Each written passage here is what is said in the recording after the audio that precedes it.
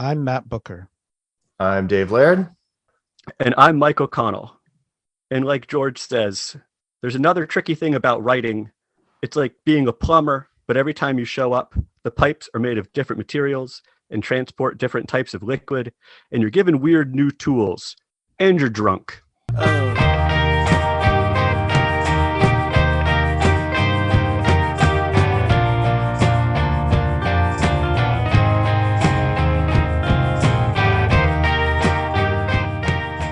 Well, thanks for joining us today, Mike.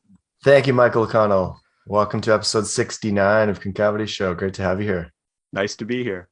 You are no stranger to the show. You were a guest on episode 17.1 when we interviewed some folks at the 2016 Wallace Conference, and you and I sat down and talked for about 10 or 15 minutes for that. So longtime listeners will be possibly somewhat familiar with your voice if they have elephantine memories. I remember in the conference room at IU sitting That's down. right. There were books all over the place. It was like a mini library or something like that. Yeah. That's right. And longtime friend of the show. So it's great to give you a full episode finally, Michael. Thanks for joining. Yeah, very happy to be here. Thanks for having me on. Awesome.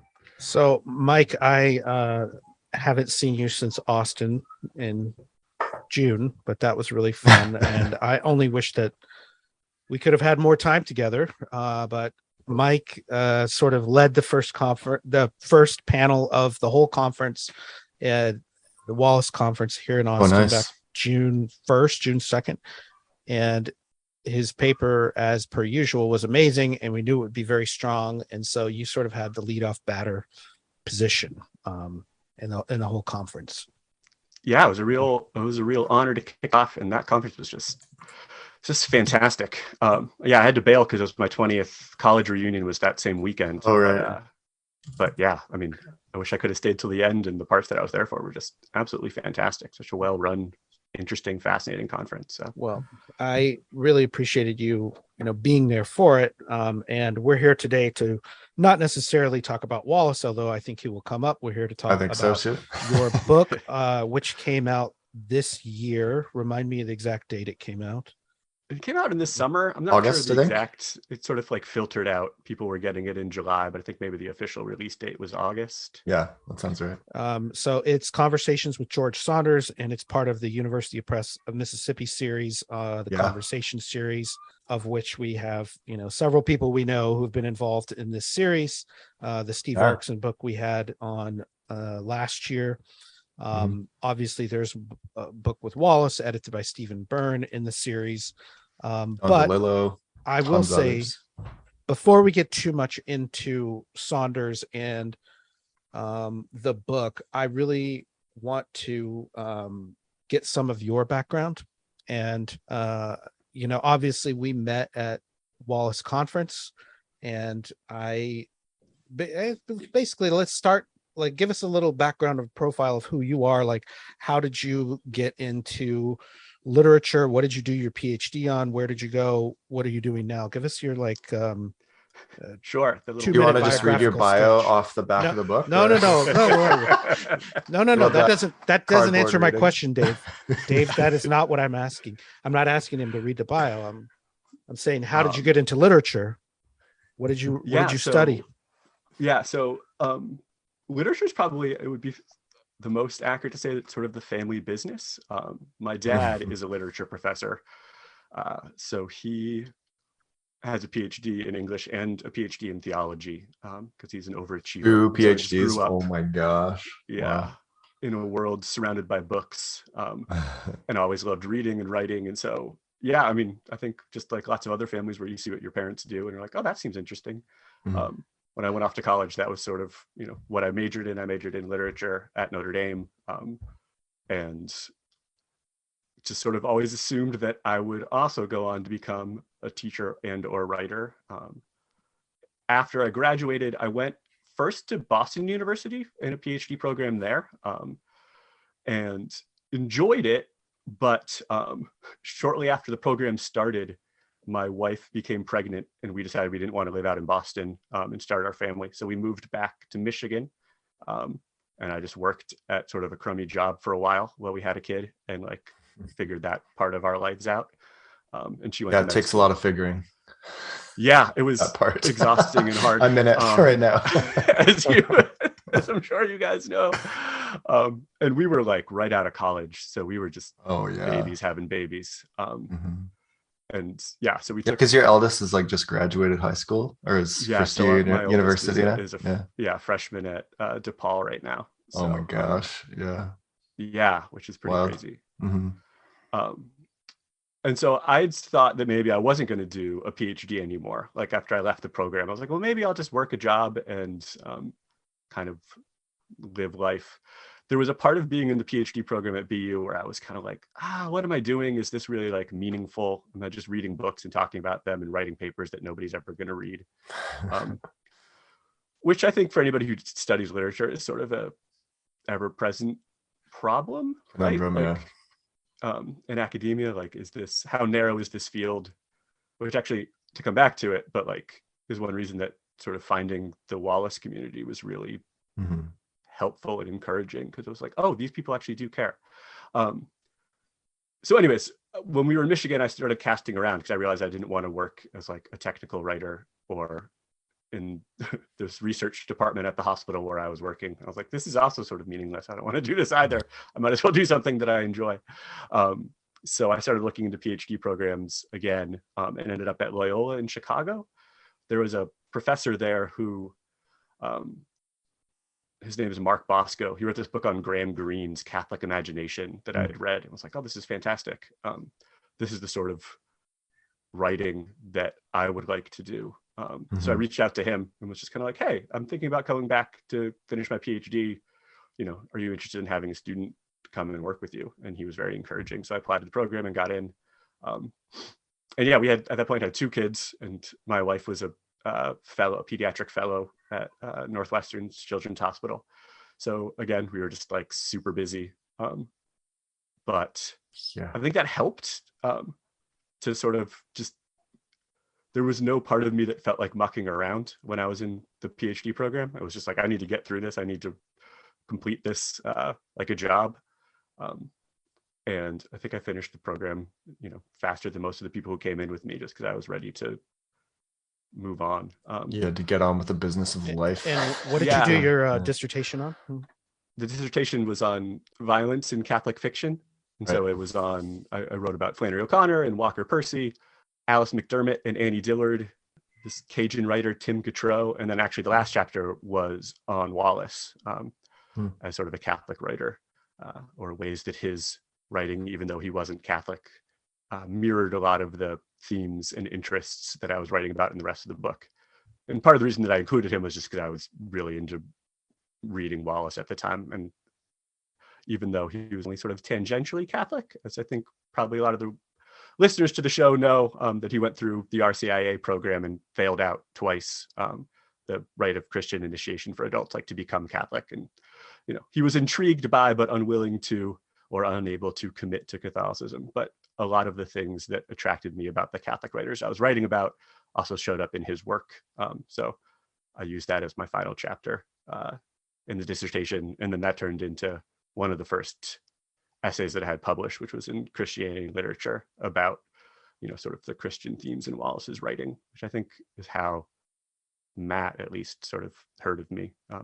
Right. So that essay, I think, was very influential that you published on. It was basically arguing Wallace as a Christian existentialist writer, sort of in the tradition of Walker Percy.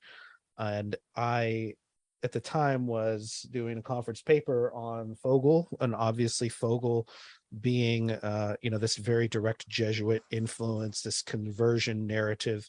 I was very interested in that whole story. And really, I think your essay there helped me bolster my own thoughts of, was Wallace really considered, or could be considered, a Christian writer in the way that some of these other writers could. Flannery O'Connor, I think, definitely influenced him. I think, positively or negatively, he was influenced by Updike, who had Christian thoughts. And I don't know if I ever told you the story, Mike, but that year I did that conference paper, was on a panel with Josh Royland, who was doing a thing about nonfiction and had interviewed Leslie Jameson and John Jeremiah Sullivan. And he told me, hey, John Jeremiah Sullivan's very interested in this topic as well. Wallace, as Christian writer, is okay if I like send him your paper? I was like, hell yeah.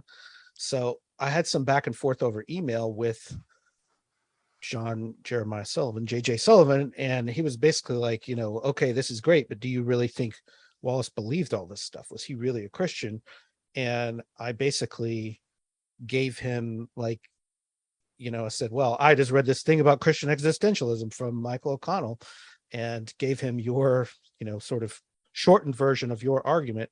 And he was like, I'll have to think on that. And then, I didn't follow up after that, but I did parlay your paper on Wallace a little farther down the road on email. I don't know if I ever told you that, but I did not hear that, but that's fantastic. I love Sullivan's stuff. Yeah. He's fantastic. He's so good. Another Southern writer in that tradition. Yeah. So Notre Dame, you're writing about you. This is all Catholic, I guess, is what I'm getting to. Is that you also now teach at a Catholic university, right? Is that right? Yeah. So at Notre Dame, the honors thesis I wrote was on Flannery O'Connor. So yeah, Catholic writers is sort of the through line for most of the sort of scholarly work that I've been interested in over the years. That kind of dovetails nicely into George Saunders here, because in like pretty much most interviews I've read of his or heard of his, he talks about his Catholic upbringing, right, in Chicago. So you could sort of like lump him into this category a little bit as well, although like he obviously also talks about being a practicing Buddhist and all that stuff, and those themes come up a lot in this collection, don't they? Yeah, I mean 100%.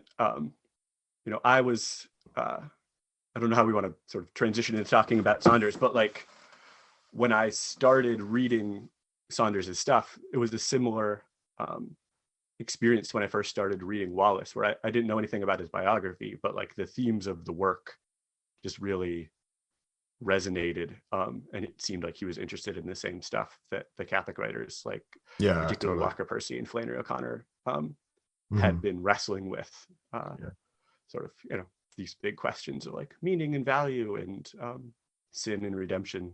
And so there's also the similarity, work, of your background, as you're describing your background of leaving, academia and going to work as like a technical writer. When you did learn Saunders' biography, did you feel a little more of a kinship there?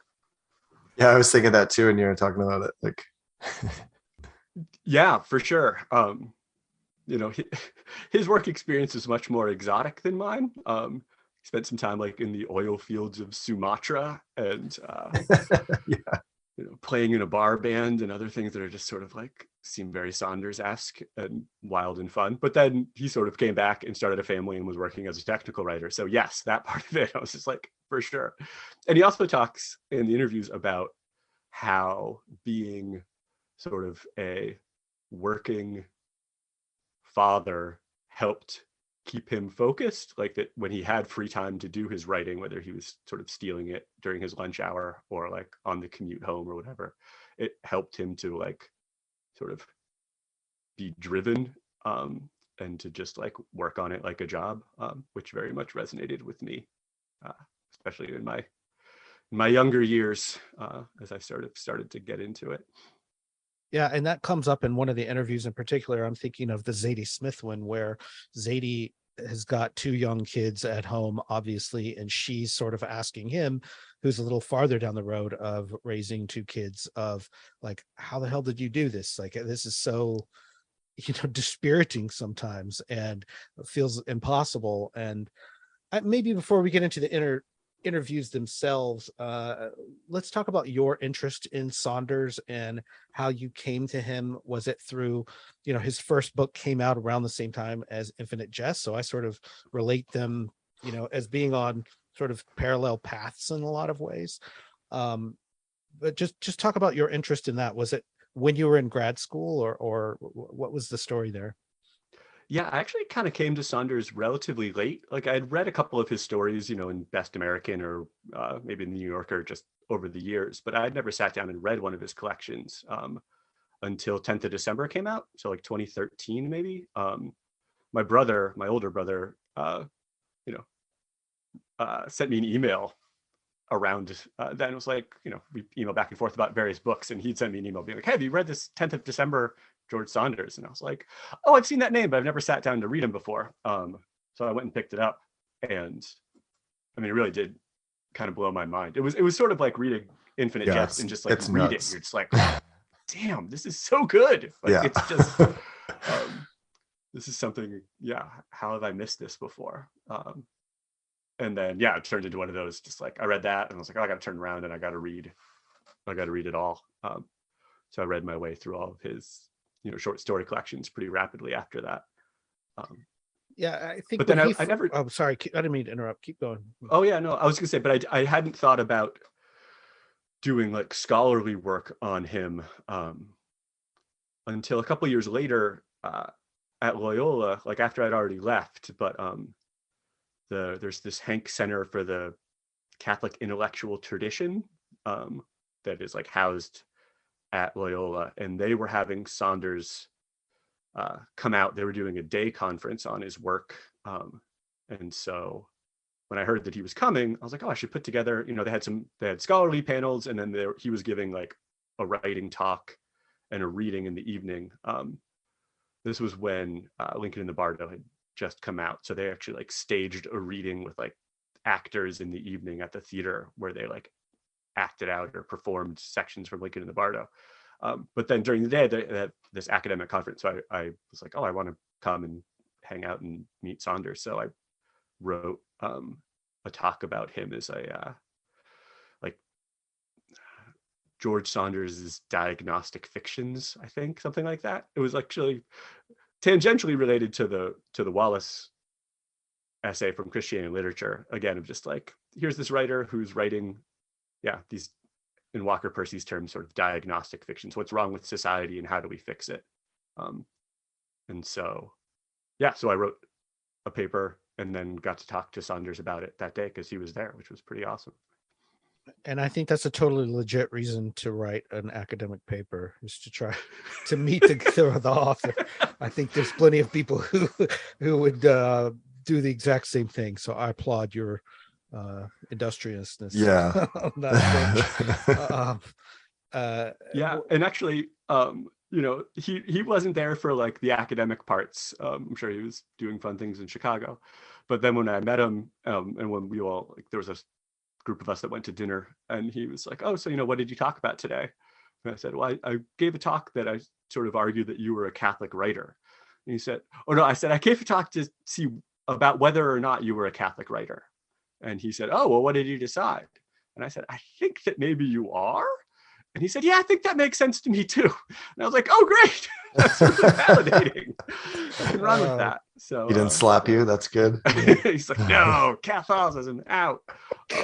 No. He's very generous about Catholicism in these interviews in this collection, right? Like he seems indebted to it. If he doesn't like practice it currently, he seems like he really, a lot of the themes resonate for him, right? Yeah, it's something that, again, like as I started, I mean, this is sort of why I ended up putting the book together, is because when I first started writing this conference paper, whenever I write a conference paper, I always go to the interviews. I think hearing what authors have to say about their own work is really interesting. And so, I was scouring through the internet, finding a whole bunch of interviews, and in a fair number of them, he would mention sort of his Catholic upbringing and how important he found it, and how much it sort of shaped his worldview, even if he is no longer a practicing, like, communion taking Catholic.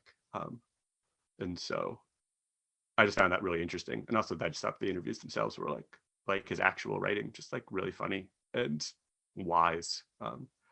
So I started to just like save them in a file on my computer. And I was like, oh, I could read this again. And then once I had a bunch of them, I was like,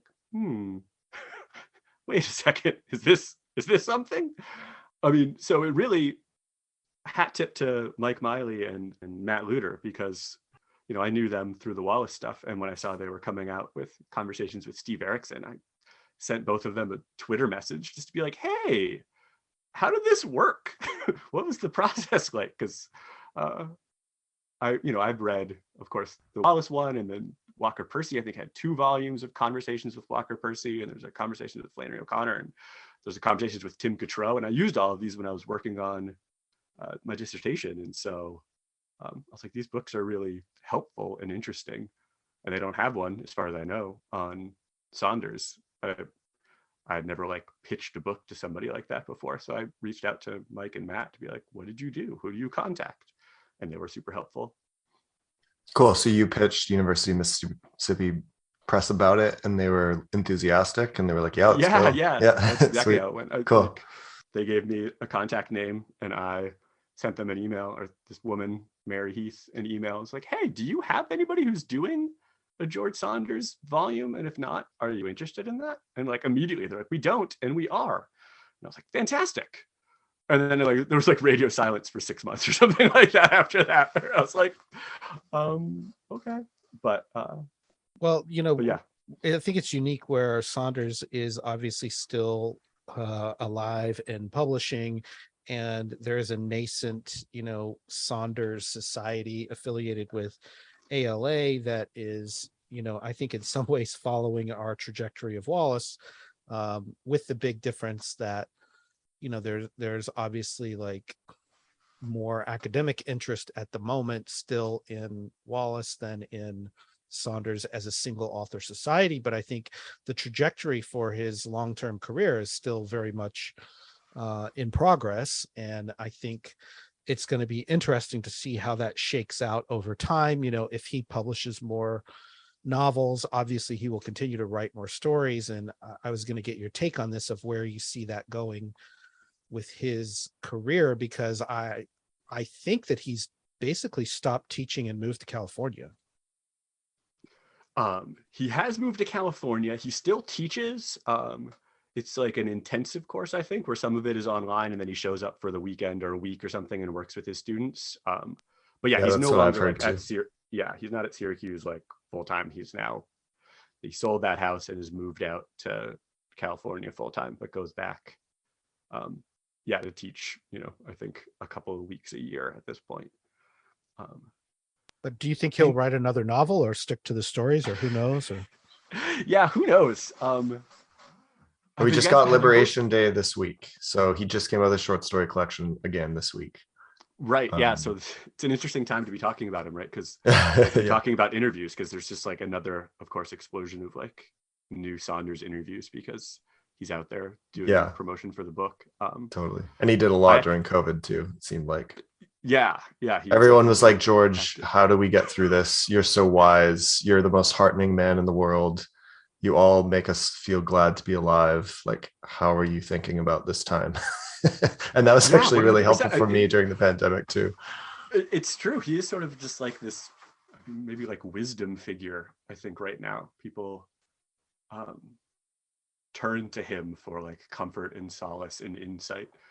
Yeah. I think both because like he is super wise and smart, but also he like does a good job of depicting what's wrong with society right now, and people recognize that. His percentage of levity mixed in with all that stuff is just perfect, right? Like, he doesn't take it all too seriously, but he's going back to that career trajectory question. Your story of coming to him is interesting to me, and that I perceived his trajectory a little bit differently, because I remember reading Civil War Land in Bad Decline when it came out in 1996, and I read that before Wallace, and it was linked to me by 97. There were a trio of books that were often grouped together, like in reviews. Like when those books came out, Infinite Jest was often grouped with Civil War Land in Bad Decline and Fight Club. And Fight Club also came out in 1996. And it seemed to me, looking back, I don't know, even a year or two later, 3 years later, like those books were still being bought and read, and I don't know, on the bestseller list, but they were on the front table of bookstores together often. And Fight Club and Civil War Land and Bad Decline had a lot more in common to me than the other ones. So then it was interesting to see Saunders sort of not become, Chuck Palahniuk, but become sort of his own person, right? And that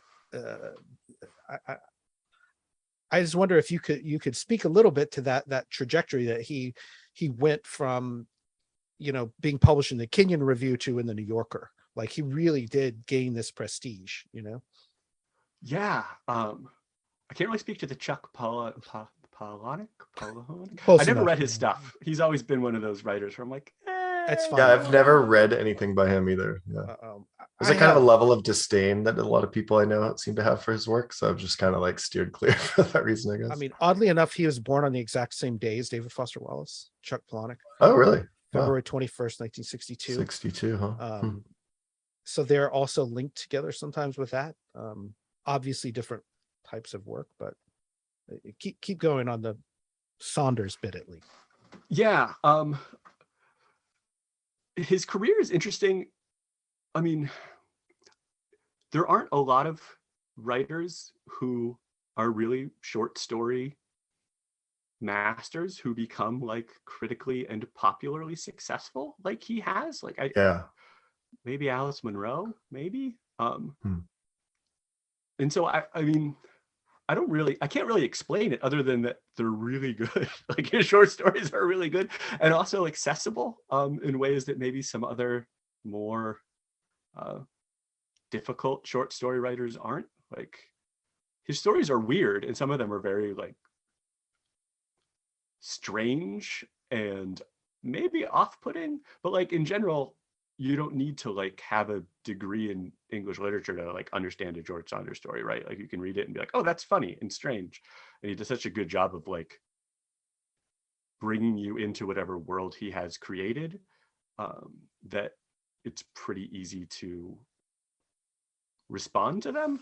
But I can't I don't know why. I mean, I think reading the interviews, he doesn't know why, right? Like obviously he cares about his craft, he's really good at it, but like it's why is he the guy who's become the one person who gets their new short story collection on like the front table at Barnes and Noble? I don't know. Well, I think for me it's somewhat linked just to the MFA program, right? And that you write stories there and you're in this workshop where you have to spend a lot of time, and that sort of system, Mark McGurl, I don't know if you've read Mark McGurl, like goes back to like, Raymond Carver changed a lot of the game, publishing in the New Yorker.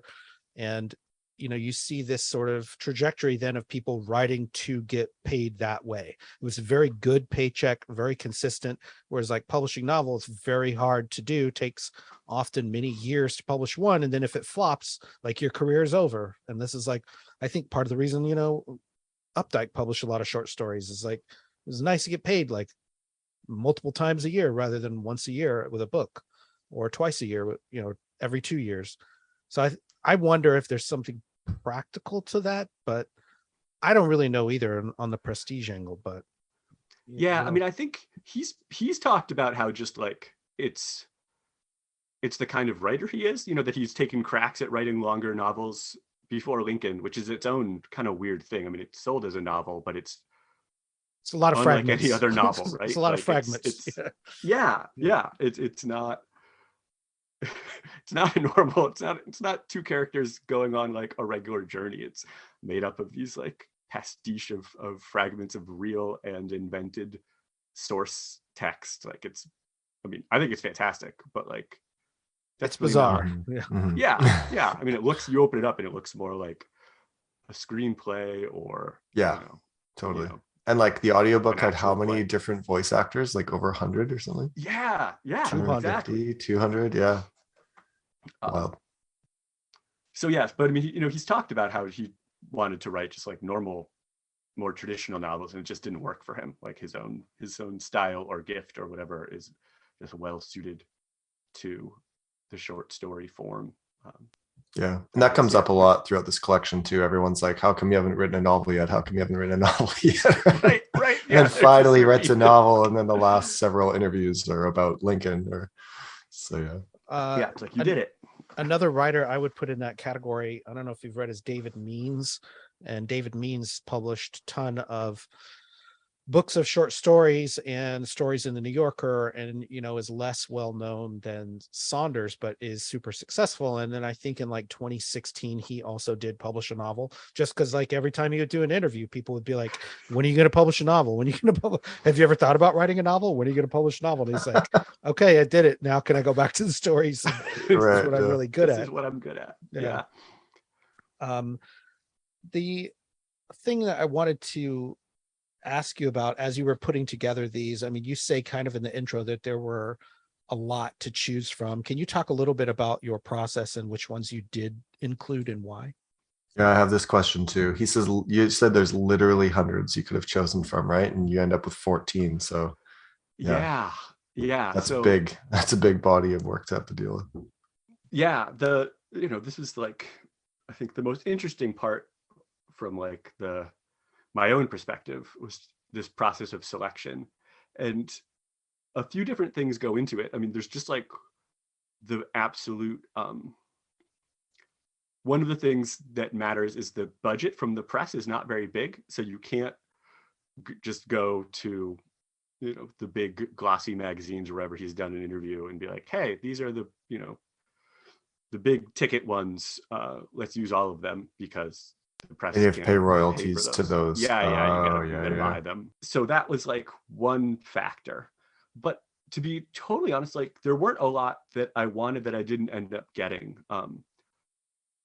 I went back, to like the earliest days that I could find. Some of the early Saunders interviews are like, a page in a local newspaper or something like that. We're like, well, that's not going to be that interesting. He'll say something in that is, he says again in a longer, more substantive interview later. But I did want to have interviews that sort of covered the breadth of his career. Obviously he did literally, 50 interviews or whatever around 10th of December, because it got like, I don't know if it was the front page of the New York Times somewhere. Somebody was like, this is the best book of the year. And so then everybody wanted to interview him, and it was a bestseller. And then similarly, when Lincoln and the Bardo came out, there was just tons and tons and tons. But I didn't want to have a bunch of interviews from the same time period, both because he says a lot of the same things over and over again. But also I thought would be more interesting for both his fans who just wanted to hear from him, and also scholars who might be interested in the breadth of his career, to like have interviews that spanned the length of his career. So I tried to get stuff from each book more or less as they came out. So that was one element of it, was just trying to find something from, around the release of each collection. And then I would just read them all and find out what I thought was the most substantial, or where he said something really interesting or funny or compelling. And I had this, very large saved file on my computer of just like Saunders interviews. And then there was just like the detective work of trying to track down, okay, who owns this interview? Where was this published? Is this website still active? Sometimes they aren't. It was the journal this came out in, or the Lit Mag, You guys know what lit mags are like. So some of them have closed, and you're just like, okay, well then this magazine doesn't exist anymore. Yeah. Who has the rights to it? Who has this? Yeah. How do I find them? Just take it. It's finders keepers. Public domain. Yeah, were there many cases? Were there many cases for you, Michael, where like the interviewer made you choose that interview? Like I think of the Roy Kessy one. Like he's really funny, and the questions are wild, and he's almost more entertaining in some ways than Saunders is in that interview. Maria Bustillos as well. Her like interviewing and her questions are awesome, and like you can just see that conversation play out in such like an interesting, like she's just fangirling the whole time, which is totally what I would do too if I was interviewing someone like Saunders. But yeah. I mean, I think I don't know if I put this in the introduction or not, but like Saunders sort of talks about the process of the interview as sort of a dance, and like the best interviews are ones where both the interviewer and the interviewed, are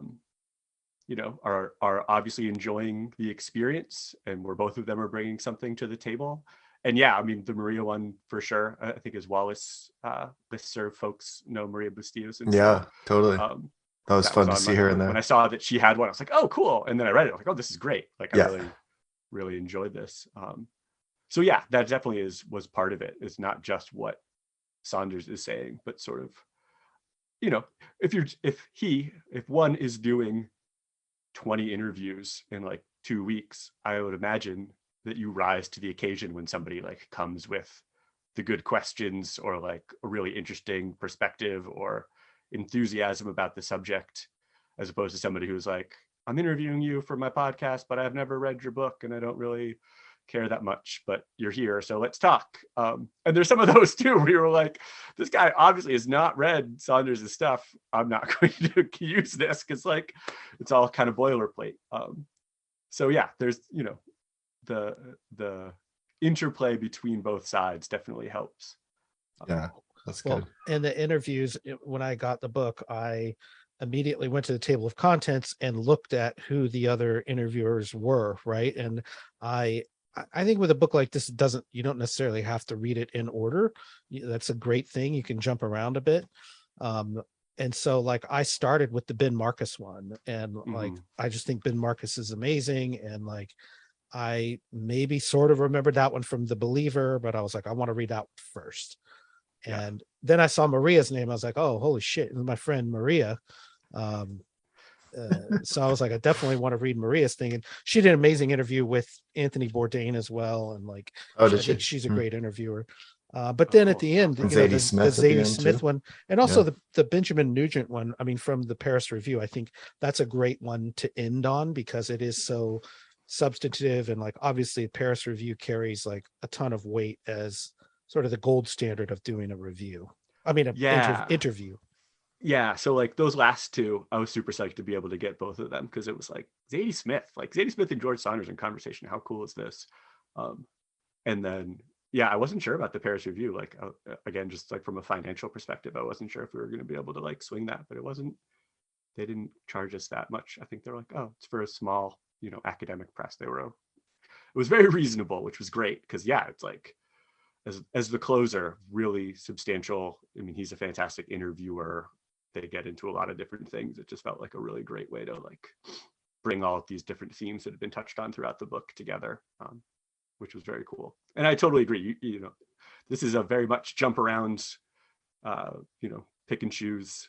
And then like some of the interviews that probably with people one does not know, you know, they're in there for a reason. I think some of the stuff that's in there from people who I was unfamiliar with are just like, oh, this is really interesting or good. Yeah, like Dave brought up the one with Roy Kesey. I don't know if that's in relation to Ken Kesey, but I also really liked the one from the White Review. So the Roy Kesey one was in Maud Newton, maudnewton.com, big blog, you know, back in the day. Maud just came out with her first book ever, by the way, which is amazing. I have called Ancestor Trouble, but the White Review one is what's the interviewer's name? Is that Aidan Ryan's? Yeah, Aidan Ryan. I thought that was a really, you know, fantastic interview that like I probably would not have read otherwise. So I really liked the care that went into this, and so that you didn't have a lot of the same repeats. I think it's really hard. Like if you were to go and interview George Saunders now to prepare, you'd say like, okay, what questions does he get asked over and over and over? Like what themes come up over and over and over? It's really hard to ask him something like that he's never been asked that matters, you know? Yeah. So it's funny. You know, there's always the possibility with these kind of volumes of conducting your own interview. And I think he probably would have been game. After reading all these interviews, I was like, I don't know what I would ask him that he hasn't answered somewhere. Like it felt very like that'd be challenging, intimidating, because I was like, I've heard him answer any of the things that I would sort of be interested in. He's already talked about somewhere, which is probably a failure of the imagination on my part. I'm sure there's things that I could find, but I did find it to be like, yeah, I think these cover it. This is good. Totally. And he's so quotable, like to be able to come up with really pithy quotes in every single interview. I felt like there was something that I underlined and starred, and I was just like, damn, how does he keep doing this over and over? And every single time he's just so quotable, like so many great quotes in there. Yeah, it makes me think that a lot of these must have been email interviews, because the level of articulation that you can include in a response when you just like have time to type it out is a lot more heightened. So yes, yeah, it is. It's a mix.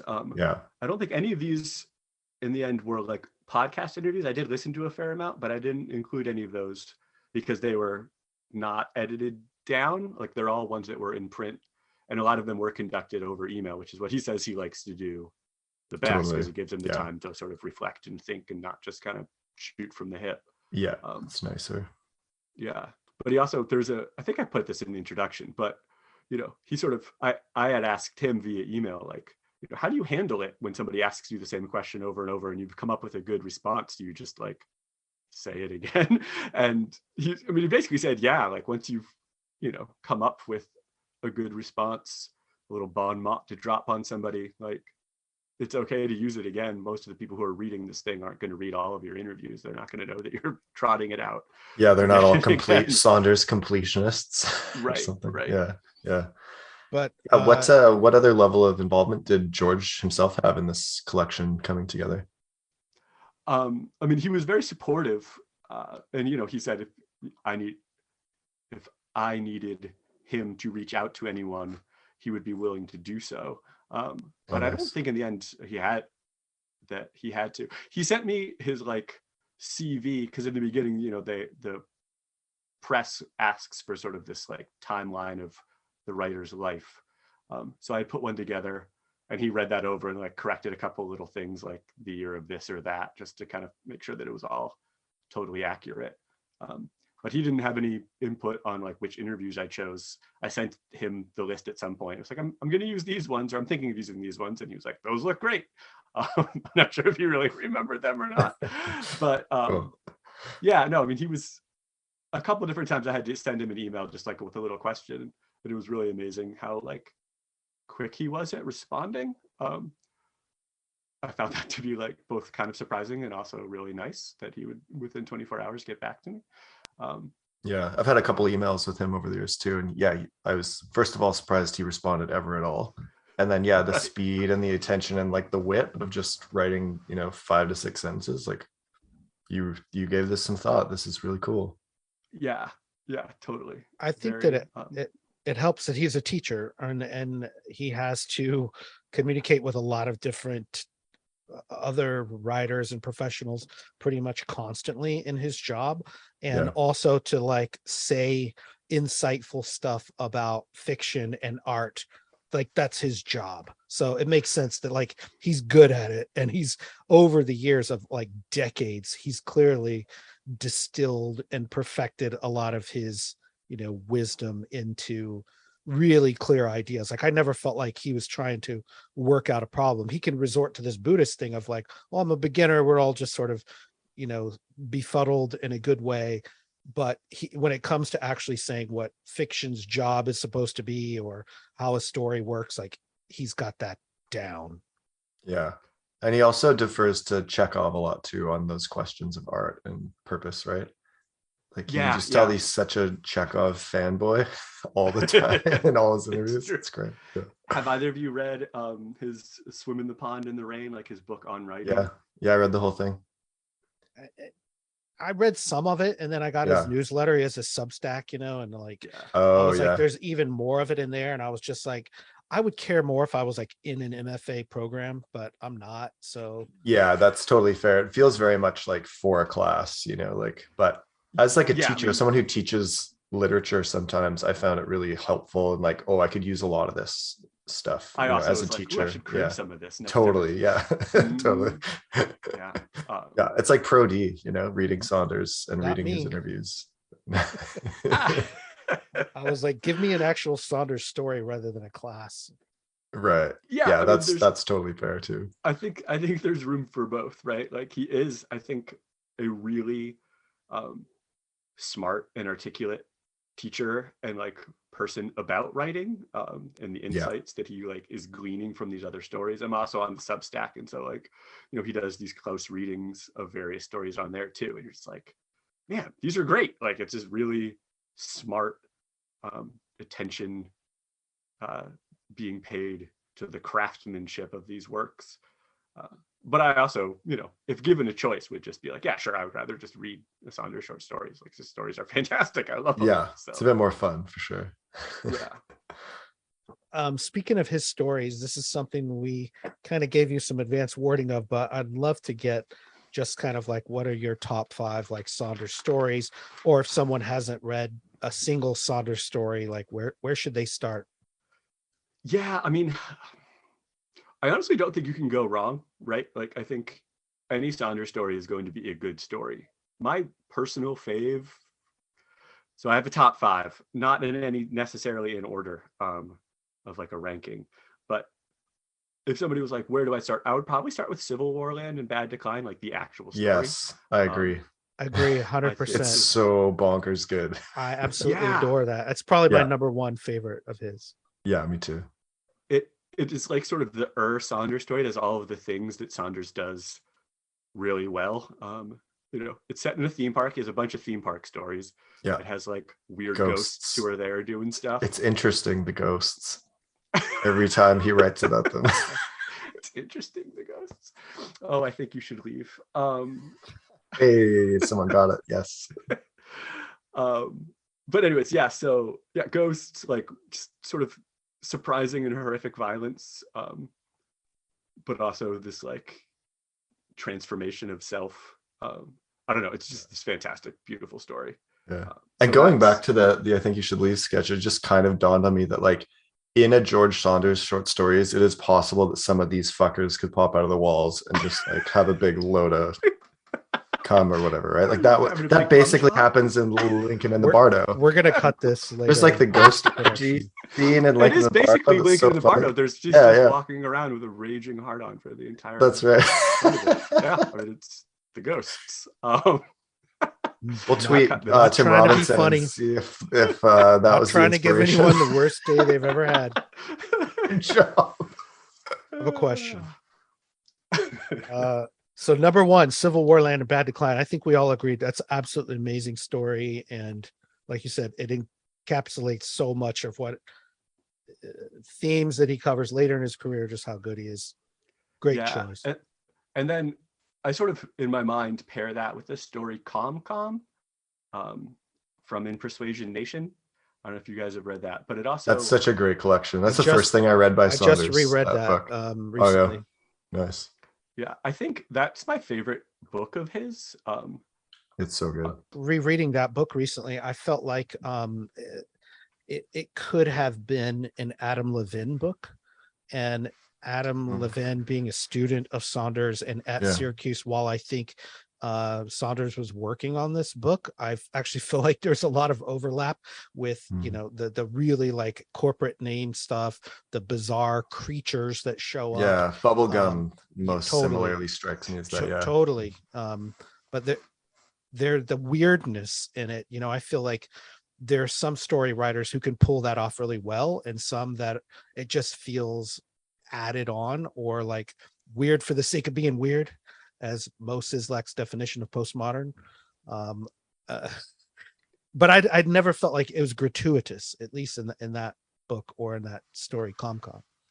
Yeah, I mean, the stuff that happens in Persuasion Nation is real weird. There's talking.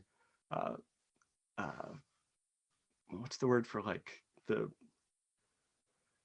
Stay Puft Marshmallow Man, or like the it's like anthropomorphized, maybe. Yeah, like not slogans, but like for corporate mascots or something. Yeah, corporate mascots, like the slap of whack and stuff, like just really weird stuff. Or like the Coca-Cola bears, like those things like that, talking to each other and harming each other. Stuff that happens in this book is like far stranger than almost any other book. But it just really, I found it very affecting, and it really worked. Anyways, Calm ends in I think one of the most like beautiful passages in all of his work, where like the bad guy has murdered our narrator and our narrator's friend, but like the narrator's friend like comes back to him and saves him, and it's just this beautiful sense of like the communion of souls. I don't know, I find it to be just absolutely top shelf. It's sort of like he takes the themes from Civil War Land and Bad Decline, but like takes it one step farther. And it's like a little less cynical, and I think it's really beautiful. Yeah. So those two are both like pretty weird.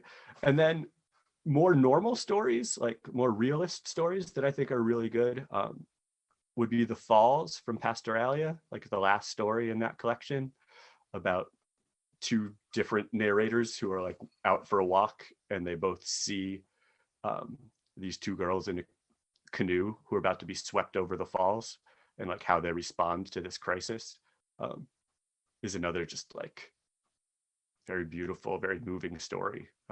Have you guys read that one? Yeah, I remember reading the Mhm. story and thinking of there's a similar scene in um, uh, the Darjeeling Limited where there's like kids Oh, drowning. look at these And assholes. right, and they're gonna run and like, are we gonna have to jump in the river and save these kids? And like they do, Yeah. but one of them, like my kid doesn't make it, one of them doesn't make it. Yeah. And I just remember Adrian being Brody's. and that story is also, I felt like could have been like a Dennis Johnson story. Like it's very lyrical story, very bleak, sad in a lot of ways, that his, you associate him with like this really funny, over the top stuff, or really benevolent and kind stuff. And then every once in a while he does surprise you with some really just fucking sad stuff.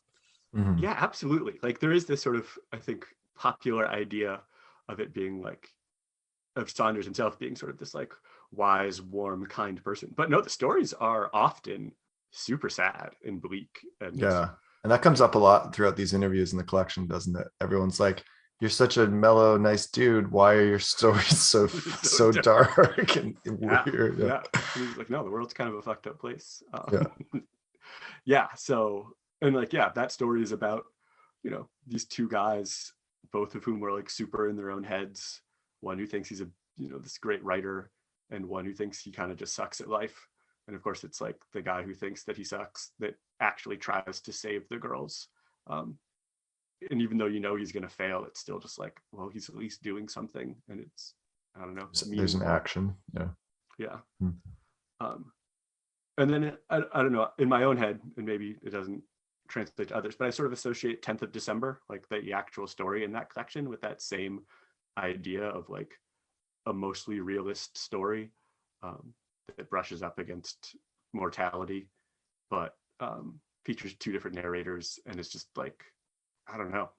That one is also sort of dark, but like a little more hopeful. It's I think one of his best. Yeah, and that story to me, you mentioned Alice Munro earlier, and I could actually see that almost being like an Alice Munro story, and that she often uses the multiple narrators as well. I don't know if you've read many of her stories, but a lot of them are these like really troubled people, who get into more trouble. Yeah, I haven't read a ton of hers, but like, yeah, that fits the stuff that I have read. Yeah, people who have difficulties. The main character of 10th of December is this older, well, he's not super old, but he comes across as old, who's dying of cancer, and he is going to go commit suicide by exposing himself to the elements because he doesn't want to be a burden on his family. And then he ends up having to like save this kid who's out for a walk in the woods and falls into the river. And the act of having to think about and care about somebody beyond himself sort of like shocks the dying man into realizing that it's okay to be dependent on others, and like they're not going to resent him if they have to care for him while he is dying. Yeah, again, it's not like happy, but it sort of is as you read it. Like the themes are all really weighty, but I don't know. But like ultimately philanthropic, right? Yeah. Well, I think that there's a lot, I was going to ask you about this too, of like the idea of the self and the ego, like that it could be a very egotistical act. And then usually it's someone who's trying to get out of their own head, or to, maybe that's a Buddhist idea of like getting, being less self-centered in a very direct way, and like being less, the thing of falling in the pond or falling in the water too is also like a common thing in the It's a Wonderful Life. Like it could be very sappy, like it could be very cheesy thing, but I think it is a very direct way of showing like, are you going to help other people on this life? Are you going to what are you going to do with your life? Yeah. No, I mean, I think the Wonderful Life connection is actually really resonant. It's actually resonant for the Falls too. Just like, yeah, somebody's suffering, somebody's in trouble. can you forget about yourself and act? Can you be in the world, or are you just so wrapped up in your own self that you're like unable to transcend yourself when you need to? Uh, which is definitely a Buddhist idea, but there is also Catholic resonances to it, which is I think, Yeah, part of what absolutely.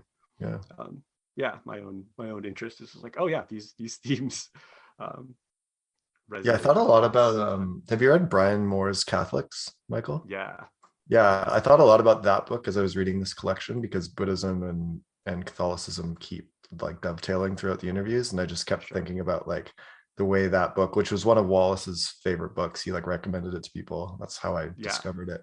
It's me too. like the future Vatican Council decides that like Buddhism and Catholicism like should be woven together essentially to create kind of like a new, and that's like the future of Catholicism. So I just Yeah, that's a cool book for people to check out if that kind of stuff interests them. yeah, yeah. I mean, there's the great Catholic writer Thomas Merton also was very interested in Buddhism and sort of the Mm-hmm. connections between the Eastern and Western Right. Yeah. spirituality. Mm-hmm. So yeah, there's all these congruences for people who are interested in such things. All right, so we got 4 stories from you. Can you give us one Yeah, and so more? then the other one I would say is Lincoln in the Bardo. Is like, do it. I wouldn't start there because again, it's real weird. Yeah, I If agree with somebody was that. like, this is the first way I got into Saunders, it would be like, oh, that surprises me. Yeah, Um, totally. but like once you're sort of on his wavelength, I think what he does there is just kind of mind blowing. Especially Mhm. like the first time I read it, I was like, this is weird. I don't know what I felt about it. And then I read it again and I was like, oh no, this is fantastic. This is like a work of genius. It's Yeah, and if you have just, children, like it hits hard. I can't remember if I read it before we had Flannery. I might have read it before that, or she was very young, but I feel like it would hit you as a parent in different ways.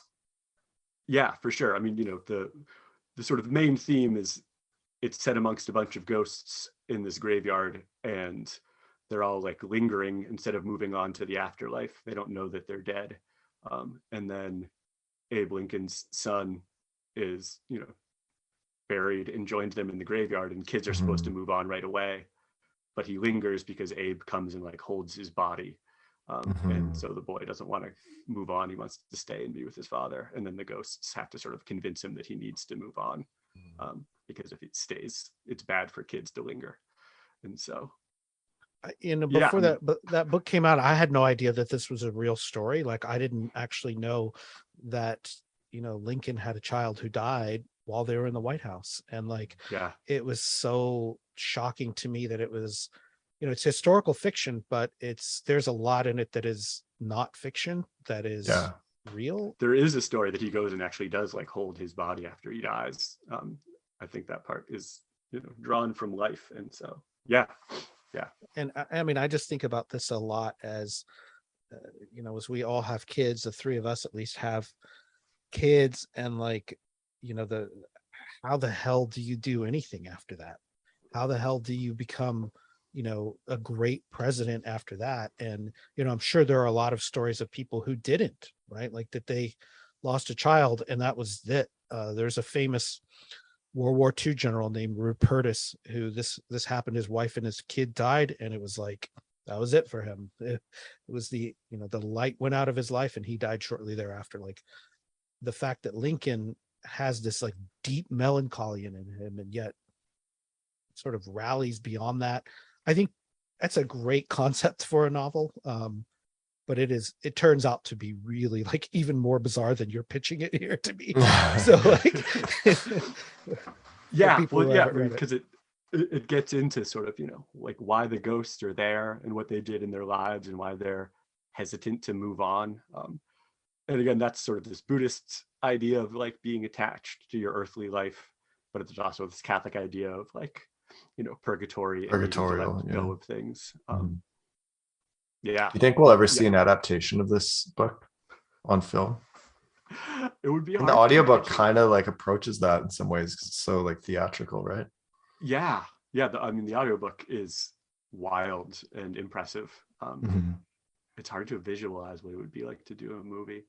I Yeah. think there's been a couple different times where like that people have tried to make Saunders stuff into into movies, and most Yeah, of them haven't like, made Spiderhead. it all the way to I just the watched. screen. Was Yeah. I that haven't based seen on Spiderhead yet. Sea I've Oak? heard. One of them is based on Sea Oak, right? The story Sea Oak. Did that ever come about? I think that they were going to do like a I TV show or something. I don't I think it don't made it. think it ever did, but production. Spiderhead just came out on Netflix, and it's based on Escape from Spiderhead from 10th of December. And I Yeah. reread the story, and then I watched it like in one sitting. And the film captures a lot of the cool stuff going on in the story. The story is so good, Escape from Spiderhead, but the endings, like once you hit about the 1/3 halfway point of the movie, they go in completely different trajectories. Oh, really? And I'm not sure the Yeah, ending of I haven't watched Spiderhead it 'cause captures Saunders' ethos the way that I wanted it Okay. to. But there is a scene where there's a character in the movie reading 10th of December by George Saunders, like just kind of casually shows a character reading that book. So that's a funny little nod. That is funny. Mhm. Yeah, that's a great story. Like, in Yeah, terms so of good. things. Yeah, Dark and Saunders- Flocks, and just the names, the way that Saunders can name capitalist products is so right on. Yeah. Yeah. Yeah. I think the one interview that I included from the New Yorker in the book that is about Spiderhead. Oh yeah. I don't want There's to also a talk mention about in that. one of the interviews early on in this collection that Ben Stiller had optioned Civil War Land to be adapted, but I guess that never came about Never either. I'm came curious. about, I'm yeah. curious about what the story was with that. Yeah, I don't know where it went, but it didn't. Yeah. I'm telling you, when that book came out in 1996, it was a hot property. Like it was on all of these Yeah. crazy lists. Like I have no doubt that it was just part of the hype around it when the book came out. It looks like Sea Oak was made into a movie with Glenn Close. It's on Amazon. Oh, Wow. really? I'll have to go Whoa. watch it. Cool. I really like the story Sea Oak, and you know, That's in the New Yorker, right? yeah. I Yeah. think no, So I think it you was a should look into smaller that. I magazine. feel like that might have been a pilot, Matt. I think that they were going to do a show and they made a pilot and then it didn't get picked up. I could be wrong, but that might have been something different. I know there was some Saunders thing where they made a pilot for the show and then it never got picked up. So if it's just, I'll see what the duration is on this, but I'm gonna go. Maybe that's it. Maybe they made it 32 minutes. yeah. And there was a period where Amazon was like, we're going to spend all the money on everything. And so then they were like commissioned a bunch of pilots and then they were like, vote Actually, on we it or can't do something that. to the people. And then it never got past that point as far as I know. Well, to your But list of favorite stories, the one that I was thinking would make a great movie someday is Simplica Girls. Oh yeah, Yeah. from 10th of December. Just a That is a crazy, wild story. Yeah. crazy story. That's so good. Yeah, But one just that I like the think actually visual. rewards rereading as well. Mhm. Yeah.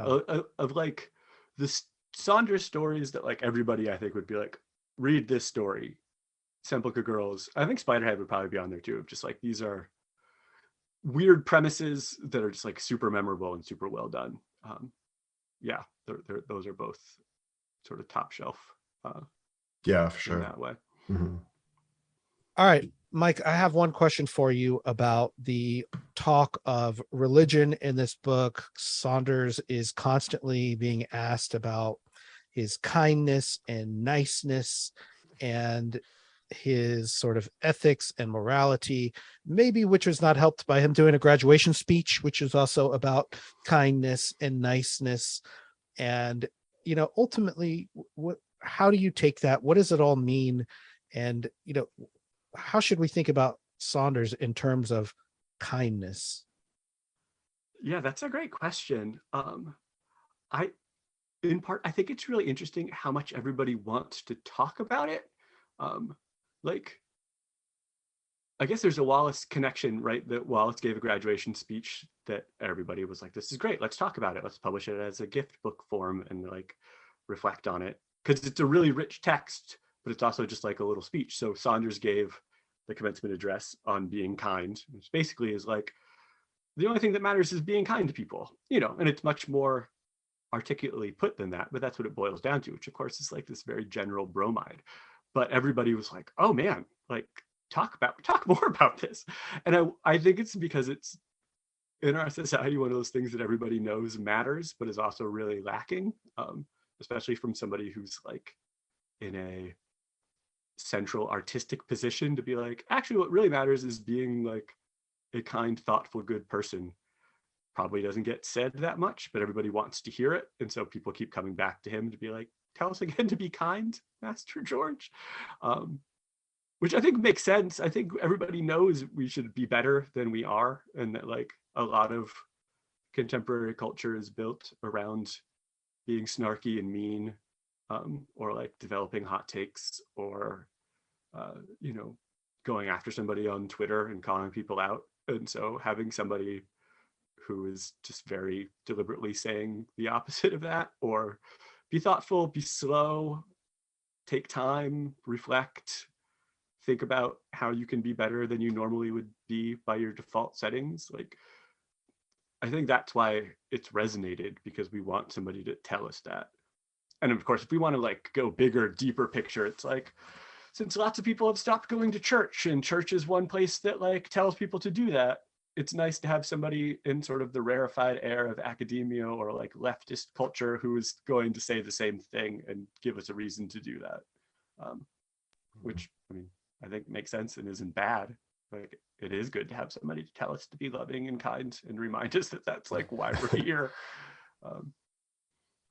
I guess authors have been saying similar things for a long time. Like there's the Chekhov quote on page 26 that art prepares us for tenderness. So these aren't like new ideas about like what fiction does, but it seems like they're still like universally celebrated, right? Like in our moment. I mean, I think there's another part of it, right? That's like, for those of us who care about literature, it's nice to think that maybe it's an empathy producing machine. I go back and forth on whether or not I really believe that that's true. Like, this is an idea that runs through a lot of his interviews and like his nonfiction writing, that like if you pay careful attention to something, it will help build empathy, like that you'll want to see people more richly, imagine them more deeply, and that'll help you to be a more empathetic human, which is a good value to have in life. I would like to think that's true, since I spend a lot of time reading and like or even just like writing about that aspect of literature. I don't know. Do you guys think it does? Do you think that reading can like make you a better person? I'm not totally, I want to believe that it's true, but I don't know if I do. Yes, I do. I think it can make you a better person in a lot of different ways. And I'm sure, all of us with kids, would you prefer that your kids learn that from fiction and literature and reading, or from YouTube and watching TV? And I think that if you're going to at least attempt to educate and entertain and inform people about life and a rich inner life, it's better to attempt to do that fiction than almost anything else. So yes, I guess I'm a believer in it, but it's very difficult to justify or like articulate in a way. Not get into like Hallmark territory and trying to talk about it. Yeah, I mean, there's always that risk. I agree with that, Matt. I mean, I agree too. Like I do, although I wouldn't be like completely dismissive of YouTube, only because there's YouTubers that I like the Green Brothers. The Green Brothers, John Green and his brother Hank Green, and they like. I wish my kids would watch that stuff, but they're not watching that. They're watching other. I use it as a teacher quite often, like Twitch, Crash Course History, Discord, that kind of stuff. Yeah. Instagram. I mean, there's all sorts of terrible stuff for sure. But you mentioned the default setting, and Wallace obviously gave this really influential speech, and Wallace does come up several times in the book, and I want to ask you about that because I remember going to Wallace's memorial in New York, 2008. George Saunders was there, and it was very powerful for me when he stood up at that memorial. Wallace had only been dead a month, and George Saunders, who is a few years older than Wallace, said, and he's on stage with Don DeLillo and Zadie Smith and Jonathan Franzen, and he says, Saunders says he was the first among us. He was the first among us, and that he had something we were all trying to imitate. And again, we wouldn't be having this conversation if it were not for David Foster Wallace studies and the fact that his work has brought so many other people together. It's very hard for me not to compare almost anyone else I read with Wallace. And Zadie Smith brings it up. Several other people bring it up in the interviews. And I wonder, did you get the sense from Saunders that that's somehow annoying to him, or that he hates that comparison, or is it I don't know, how do you compare it? Yeah, I mean, I obviously can't speak for Saunders, but I don't think that he finds it annoying. I mean, I think that he probably still acknowledges that sort of primacy of place for Wallace, right? I mean, he seems to be flattered by the comparison anytime it comes out more than anything, right? yeah. I mean, and I do think, I mean, I don't know what my next book project is going to be, but I've been toying about some sort of Wallace and Saunders twinned book. It's just, there are a lot of things they're both interested in, and that they write about them similarly. And I think that's what people, it's not surprising to me that a lot of the people who love Wallace also love Saunders' stuff, and vice versa, because I think that there are two writers who aren't afraid to write about how screwed up society is and how broken people are, but also like are not completely hopeless about the state of the world. So I think, I don't know, I think that resonates for me anyways, as a reader of both of them, and somebody who really loves both of their work, that's something that I find in both of them that really matters to me. I feel like there's another part to your question that I as you're saying that, let's forget it. As you're saying that, though, it makes me wonder, in contrast to Wallace, is that it's almost like Saunders has gone overboard in the other direction of being an unproblematic human being, and that it's okay to like Saunders. And it's like, well, does he have any human flaws at all that he hasn't confessed and written about and absolved himself from? And he's not the sort of art monster the way that, Wallace is and was. Oh man, can you guys imagine if something comes out on Saunders in like 5 years and he gets canceled? Like my heart would just like die for all eternity. Like I can't trust anyone now. If Saunders is a monster, then he's a human being. No, I mean, I know, but I just hope that never happens for him, especially, because then my faith in humanity will be like crippled for forever. It is like, it's a real thing with everybody that I corresponded with who's ever like interacted or met Saunders. It's like, this guy's so nice. Like, it's not, there was nobody who was like, had even the remotest bad thing to say about him.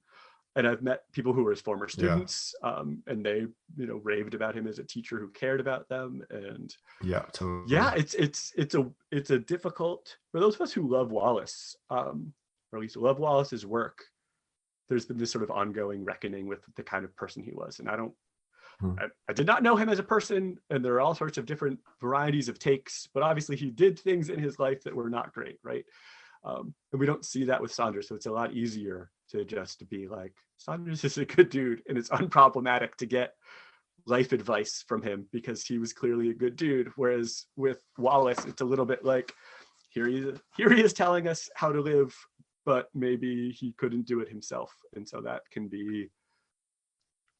Yeah, but there's your question for Saunders. You were saying earlier, like, I can't imagine anyone asking Saunders something he hasn't been asked before, but that's something I haven't heard him address directly, is like, he almost comes off as like a saint, right? And he's like, so like a Buddha boy, right? Like people go to him as this oracle of great advice. And yet he is, like us all, a flawed human being who's fallen short in a lot of ways, I'm sure.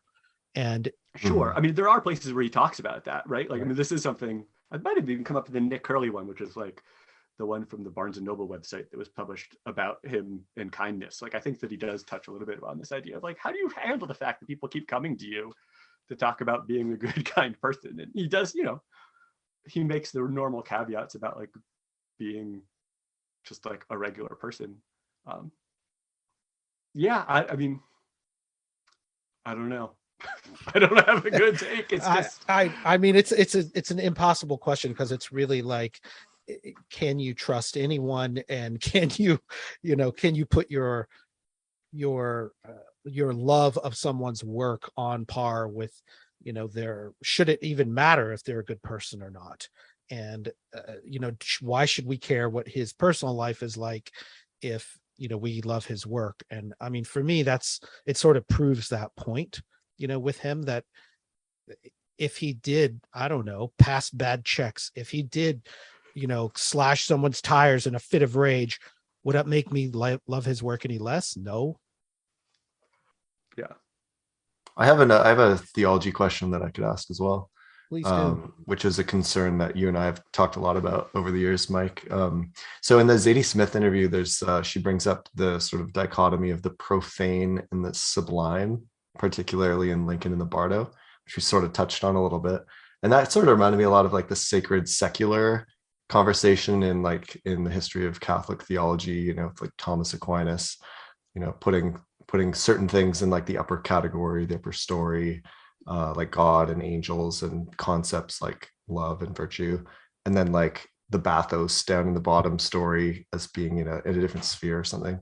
How do you think Saunders' work for you sort of like weds these sort of high, low, I don't know, aesthetics or stories, if you want to put it that way, from like an academic or a theological perspective? Like, where do you find those kind of moments of, I don't know, like grace and like everyday boredom or mundane, you know? Yeah. So, I mean, one of the things that Saunders's work treats very overtly is this acknowledgement of a transcendent reality, often through stuff like the ghosts that are there. Yeah, totally. Where like it's just treated as sort of matter of fact that we are not just like bodies. Yeah.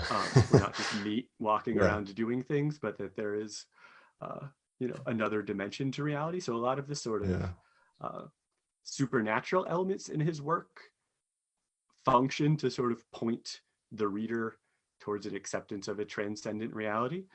So there's that aspect of it.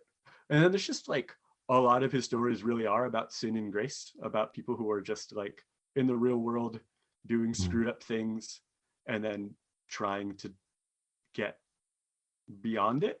And the way that they often do is usually through like very sacramental ways. Like a lot of his stories have a hinge of like a confessional element. I mean, it's like what makes Lincoln and the Bardo work.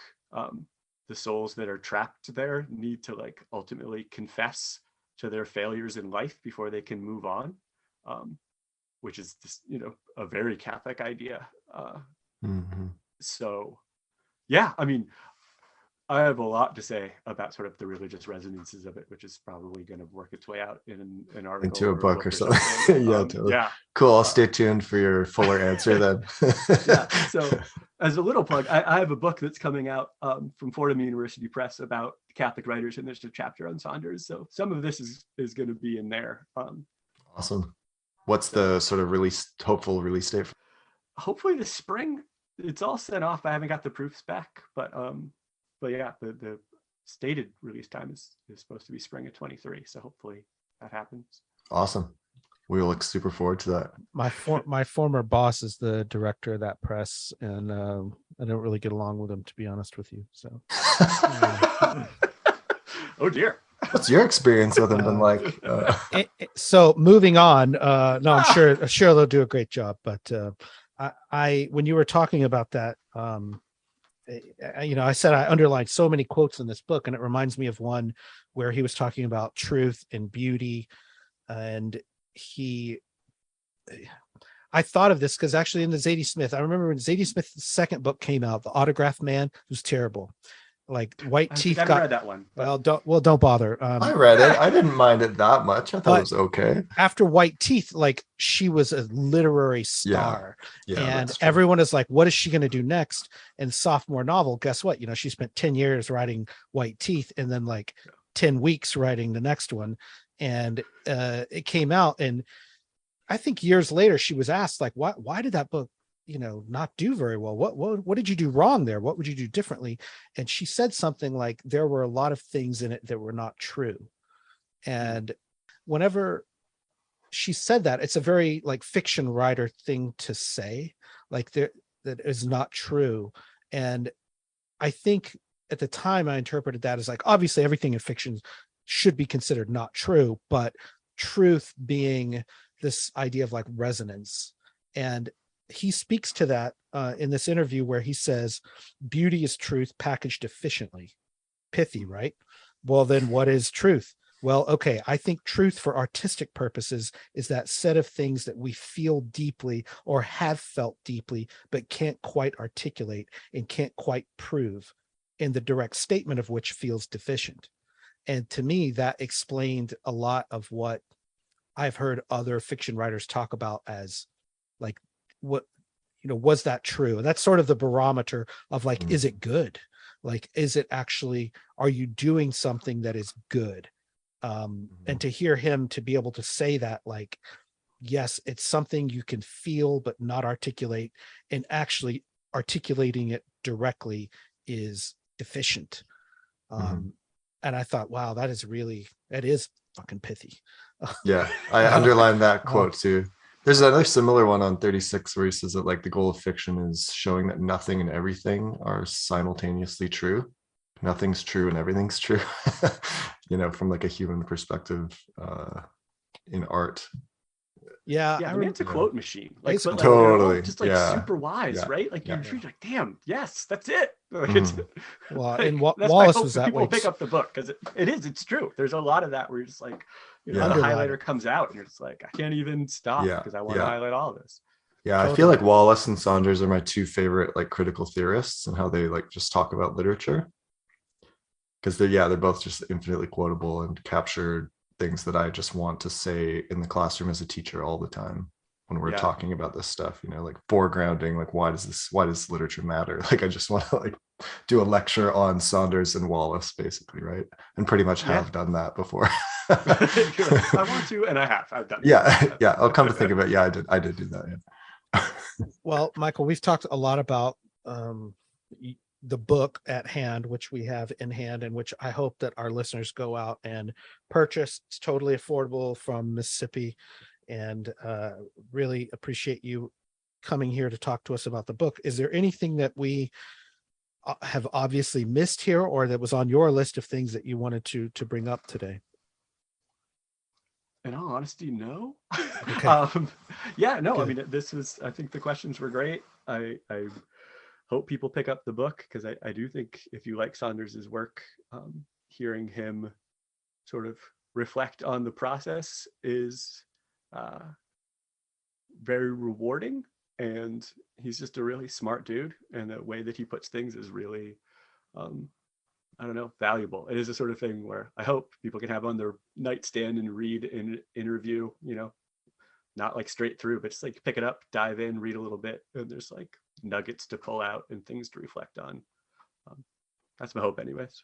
Yeah, I'm very glad that this collection exists now, that there's a place where I can just go to read Saunders's ideas and thoughts about this stuff with other smart writer people. So thanks for putting this down and getting it out. We really appreciate it, Michael. Yeah, thanks for having me on. One thing that you had mentioned a lot earlier, Matt, was sort of like Saunders' scholarly studies and like the state of that.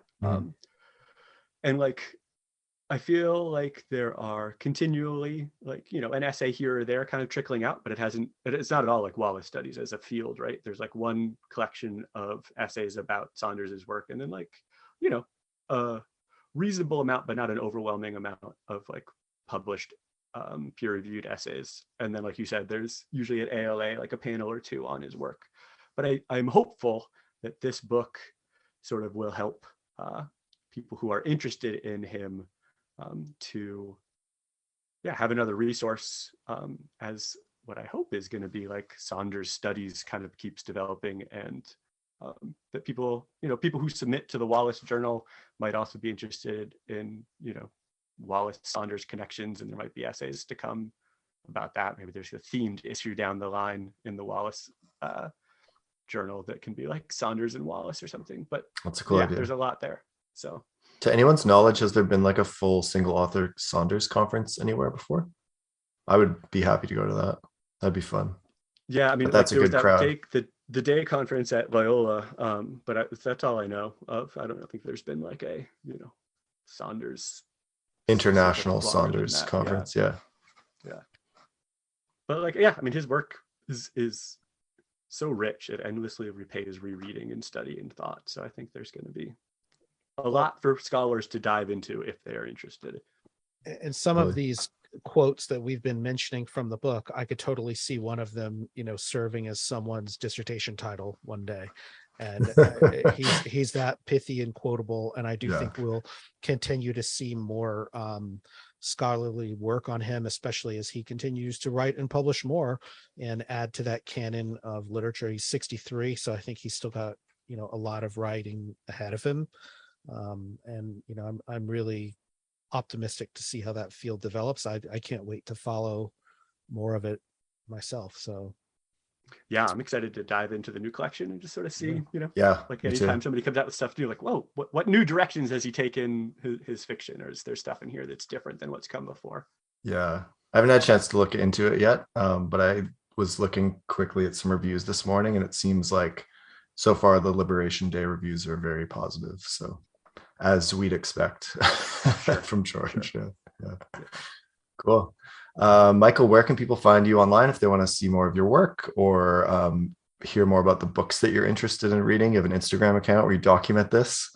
We're going to get to this in our bonus piece with you shortly here. Yeah. So I'm on Instagram. Oh man, it's like the books in 2023. It changes, right? Underscore, and then whatever the year is. Because I don't have a great memory for remembering things, and so it would be like, oh, I read that book, but when did I read it? So I don't know, maybe 5 or 6 years ago, I just started taking a picture of every book as I finished it and putting up like a couple line summary or response to it. So I've been doing that for maybe 5 years. I've really enjoyed following this over the years. Yeah, it's books _ 2022 is the current title. Yeah, for another nothing but the books I'm reading in 2022. Love it. Yeah, and then I'm on Twitter at Mock MOC for Mike O'Connell. I got in on Twitter early, so I got without a bunch of numbers. But I don't post a ton on Twitter, but I read a lot, I guess. Yeah, I don't either. I spend too much time, reading people's takes, mostly about sports. Oh yeah. Football, basketball. Soccer and basketball accounts, and then book accounts, basically. Yeah, awesome. Well, that's great. Thank you so much for your time today, Michael, and we'll catch up with you to hear your top 5 favorite books of recent reading in our bonus episode here. Matt, we got a few new patrons that we want to thank. Nick Perry, huge shout out to you. Nick's been a very generous patron. Isaac Eldridge, thank you so much. Pat Cohn and BK Bjorkland, thanks so much for your support. We really appreciate each and every one of you for backing our show. Of course, always we want to thank Parquet Courts for their song Instant Disassembly. I want to thank UP Mississippi for sending us review copies of Michael's book here, Conversations with George Saunders. And I want to thank Erin Richards at Penguin Random House for, she gave us like early digital access to Liberation Day. I had trouble getting it to work and getting the right apps, and I just didn't end up getting a chance to read it in time. But I look forward to digging into this collection like as soon as possible here. So anything else, Matt?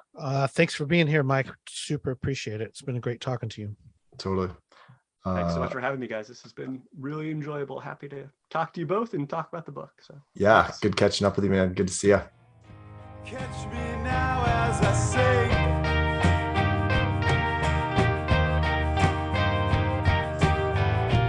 Into darkness, I thought to be extinct.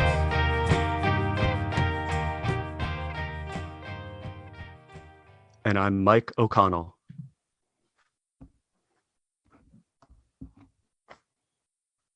And then say the line. Oh, sorry.